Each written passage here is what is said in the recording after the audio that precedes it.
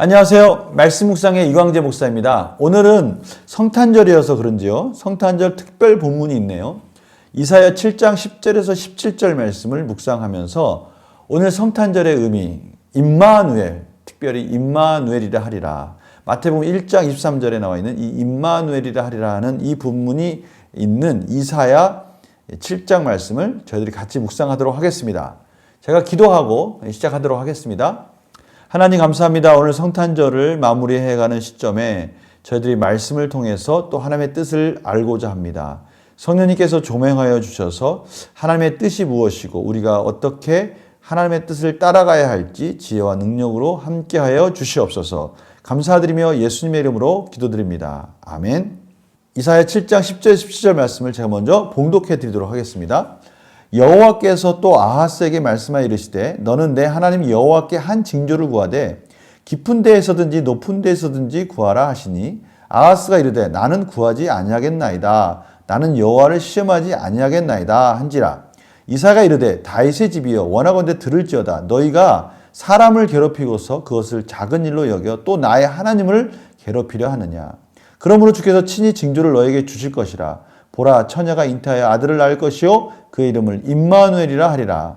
그가 악을 버리며 선을 택할 줄 알 때가 되면 엉긴 젖과 꿀을 먹을 것이라. 대저 이 아이가 악을 버리며 선을 택할 줄 알기 전에 내가 미워하는 두 왕의 땅이 황폐하게 되리라. 여호와께서 에브라임이 유다를 떠날 때부터 당하여 보지 못한 날을 너와 내 백성과 내 아버지 집에 임하게 하시리니 곧 아스루 왕이 오는 날이니라. 아스루 왕이 오는 날 이스라엘 백성들은 처참하게 그 모든 것을 빼앗길 것을 예언하고 계시죠. 이 배경이 뭡니까? 그렇습니다. 아수르가 침공할 때 북쪽의 연맹들과 북쪽 이스라엘이 연합해서 그들을 무찌르려고 합니다. 남쪽 유다 왕에게도 그것을 요구를 하죠. 그러나 남쪽 유다 왕은 이들과 같이 연합하지 않고 아수르를 의지하게 되는 것이죠. 그러니까 이 북쪽 연맹들과 북쪽 이스라엘이 괘씸죄를 가지고 이 남쪽 유다를 공격하려고 합니다. 이러한 풍전등화와 같은 이러한 시점에 하나님께서 이사야 선지자를 통해서 아하스 왕에게 가서 내가 무찔러 주겠다라고 말씀하시면서 징조를 구하라고 말씀하시는 것이죠. 확신할 수 있는 너의 믿음을 확인할 수 있는 그 징조를 구하라고 말씀하시는 거예요. 근데 생뚱맞게 아하스가 여호와를 시험하지 아니하겠다라고 그러는 거예요. 하나님이 지금 징조를 구하라고 그랬더니 여호와를 시험하지 않겠다라고 말씀하시는 것도 뭡니까? 그 말은 무슨 뜻이겠어요? 저는 하나님과의 관계 속에서 이러한 사실들을 더 진전시키고 싶지 않다라는 것이죠. 다른 말로 하면 하나님 외에 나는 이미 강한 아수르와 손을 잡고 있다라고 말하는 것이죠. 하나님이 보시기에 너무 안타까운 겁니다. 하나님이 이 역사의 주관자이시고 하나님이 모든 것을 주관하시고 전쟁을 주관하시는 하나님이신데 눈앞에 보이는 아수르를 의지하는 그 하나님의 백성의 모습을 보면서 하나님께서는 얼마나 안타까워 하시겠습니까?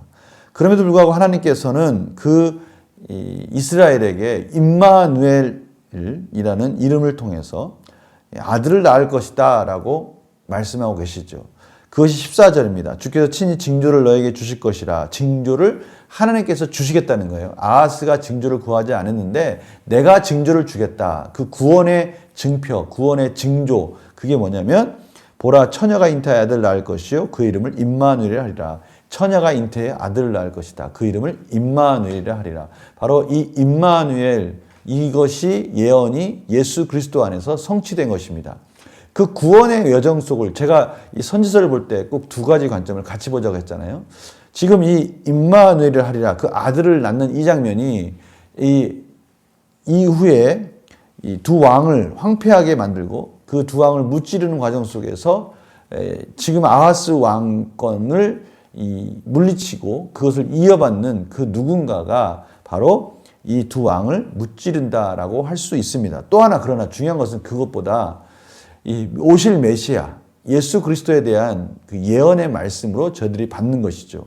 모든 죄에서 구원해 주실 예수 그리스도. 그 예수 그리스도의 징조가 뭐냐? 처녀가 잉태하여 아들을 낳을 것이요. 그 이름을 임마누엘이라 하리라. 바로 예수 그리스도가 처녀의 몸을 통해서 잉태되어서 이 세상에 나타나신다. 이 세상에 오시는데 그 이름을 임마누엘이라고 불러야 된다라고 예언하는 바로 그 부분과 일맥상통한다고 할 수 있습니다. 그러니까 하나님께서 이런 징조를 통해서 이스라엘 백성들에게 구원을 주신다고 말씀하시지만 17절에 그럼에도 불구하고 이스라엘이 의지했던 그 아수르 왕이 이스라엘을 침공함으로 인해서 이스라엘의 모든 주권을 빼앗아 가고 핍박하는 장면이 그 결과로 주어질 것이다 라고 말씀하시는 것이죠.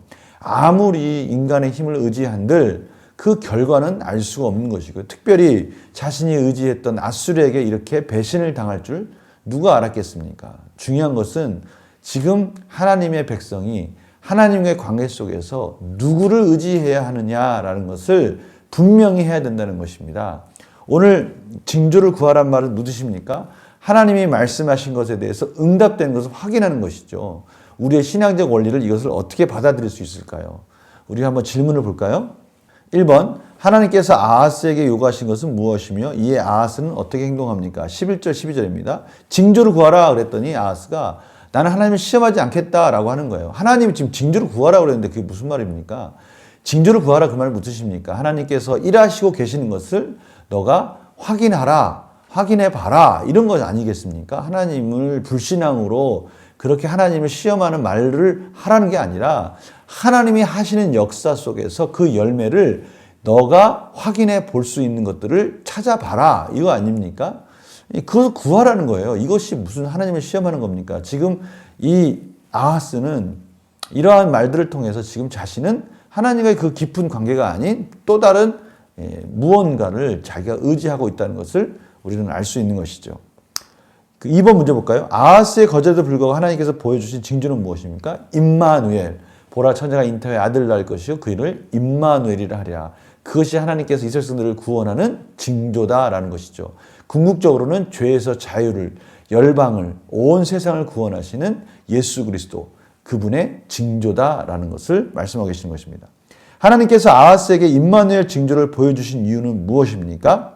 하나님은 아하스가 징조를 구하지 않더라도 하나님의 역사는, 하나님의 그 구원의 역사는 계속 하나님께서 주권적으로 이어가시겠다라고 말씀하시는 것이죠. 인간이 하나님의 구원의 역사를 막을 수도 없고요, 방향을 바꿀 수도 없고요, 어떻게 할 수 없습니다. 하나님의 주권적 역사는 하나님이 책임지고 이끌어 가시는 거죠. 그렇다면 저희들이 할 것은 무엇입니까? 바로 그 하나님의 구원의 역사에 동참하는 거겠죠. 지금 하나님께서 바로 그 부분을 요구하신 거 아닙니까? 아하스에게 하나님의 구원의 역사를 너는 깨달아 알고 그 역사 속에 동참하고 그 열매를 맛보아야 된다라는 것을 말씀하고 계시는 것이죠. 하나님께서 그래서 임마누엘 징조를 보여주심으로 인해서 너가 구하지 않았지만 내가 이 징조를 통해서 나타내며 확인시켜주며 구원의 역사를 이뤄가겠다라고 말씀하시는 것입니다. 느낀 점 볼까요? 아하스의 불신에도 불구하고 죄인을 구원하시기 위해 징조를 주시는 하나님을 보며 무엇을 느낍니까? 우리는 이러한 것들을 통해서 징조를 통해서 하나님의 은혜를 확인하는 것입니다. 말씀을 통해서, 말씀의 순종을 통해서 우리는 하나님께 그 은혜를 구함으로 말미암아 그 열매를 통해서 하나님이 나와 함께 하시다는 것을 실제적으로 확인하는 거예요. 이런 작업이 저희들에게는 필요한 거예요. 이러한 삶의 열매들이 필요한 거예요. 아무리 성경을 연구하고 또 기도하고 경건의 모양 있을지언정 경건의 능력이 나타나지 않으면 무슨 소용이 있겠습니까? 경건의 능력이라는 건 무엇입니까? 말씀을 읽고 기도를 할 때 그것이 삶 속에서 열매로 나타나고 그 말씀에 순종했을 때 하나님이 나와 함께 하신다는 것을 뜨겁게 체험하고 경험하고 하나님이 지금 나의 삶을 통해서 하나님의 구원의 역사를 만들어가고 계시는구나 라는 것을 깨닫는 거죠. 이것이 하나님께서 우리에게 하신 임마누엘, 우리와 함께 하시는 하나님에 대한 실제적인 경험입니다. 추상적으로 그렇게 생각하는 것이 아니라 실제적으로 예수님께서 이 땅에 오셨을 때 제자들이 그 예수 그리스도가 옆에 있으면서 불구하고 폭풍우가 쳤을 때 배 밑창에서 잠을 자고 있는 예수님이 함께 계심에도 불구하고 그들이 두려워하는 모습을 통해서 예수님께서 뭐라고 말씀하십니까? 너희들 왜 이렇게 믿음이 없느냐? 내가 너희들과 함께 있지 않느냐라고 말씀하시지 않습니까? 임마누엘의 그 예수 그리스도의 은혜를 우리가 성탄절에 맞이했다면 그분이 우리와 함께 하시다는 것을 실제적으로 깨닫고 그 은혜를 통해서 삶의 승리로 나아가야 되지 않습니까?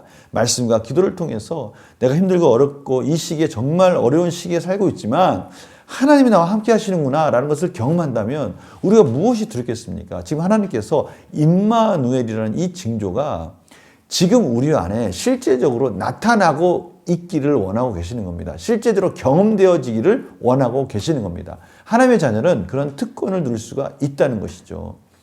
우리가 이런 부분을 느껴야 되는 겁니다. 내 자신이 지금 그렇게 하나님과 충만한 경험 속에서 예수 그리스도와 나와 함께 하시다는 것을 경험하고 있는가. 임마누엘, 그 예수 그리스도의 은혜가 지금 나에게 경험되어지고 있는가. 경험되어진다면 어떻게 말씀 안에 그 열매를 확인하고 있는가. 이것이 중요한 것입니다. 그래서 결단과 적용을 보면요. 나는 예수님의 탄생과 관련된 구원 소식을 어떤 자세로 대하고 있습니까? 구원의 징조를 내게 주시고 친히 나를 구원하신 하나님께 영광 돌리기 위해서 무엇을 실천하겠습니까? 지금 나의 삶 속에서 예수 그리스도의 그 임마누엘의 역사가 이루어지고 있느냐? 나는 예수 그리스도의 임마누엘의 그 은혜, 그 말씀으로 인해서 어떤 두려움과 힘든 일이 왔을지라도 그 예수 그리스도가 나와 함께 하시는구나, 하나님이 지금 나와 동행하시는구나 라는 것을 경험하고 있고 그것을 확인하고 있는가. 그것을 확인하고 있다면 하나님께 영광과 찬송을 올려드려야 되는 것이 마땅하지만 그것을 누리지 못하고 있다면 우리가 이 오늘 말씀을 통해서 이 땅에 오신 예수 그리스도, 임마누엘, 그 예수 그리스도를 삶에서 경험하면서 행복한 기쁨의 땅 속에서의 하나님 나라를 충만하게 경험하기를 원하시는 하나님의 마음을 우리가 깨닫고 믿음으로 그렇게 살아야 되지 않겠느냐라고 지금 하나님께서 도전을 주시는 것입니다. 임마누엘이라는 것은 예수님께서 우리와 함께 하시고요. 그 임마누엘 역사는 우리 안에 계신 성령님을 통해서 실질적으로 지금도 이루어지고 있다라고 말씀하시는 것입니다. 오늘 이 말씀을 통해서 참으로 실제적으로 우리와 함께 하시는 그 하나님의 역사가 경험되어지길 원해요. 아, 정말 하나님이 나를 도와주고 계시는구나. 하나님이 정말 우리 천안 성실교회를 이끌어 계시는구나. 아, 하나님이 정말 우리 공동체를 이끌어 계시는구나. 아, 하나님이 나의 삶을 정말 이끌어 계시는구나. 나와 함께 하시는구나. 이러한 실질적인 경험들이, 임마누엘의 은혜들이 성도님들에게 누려지기를 간절히 소망합니다. 제가 기도하겠습니다. 하나님 감사합니다. 임마누엘의 역사가 우리 삶에서 경험되어지기를 원합니다. 성경에서 예언 속에서 예수 그리스도의 탄생 속에서 이루어진 이 임마누엘의 역사가 실제적으로 내 삶 속에서 지금 펼쳐지고 있다는 것을 믿고 그 안에서 하나님께 영광을 돌리며 하나님 안에서 평안을 누리는 저희들의 삶이 되게 하여 주시옵소서. 감사드리며 예수님의 이름으로 기도드립니다. 아멘. 우리 연말연시입니다. 너무나 중요한 시기죠. 우리 말씀 안에서 한 해를 마무리하고 또 한 해를 계획하는 그런 복된 연말연시가 되기를 간절히 소망합니다. 내일 또 뵙겠습니다. 안녕히 계세요.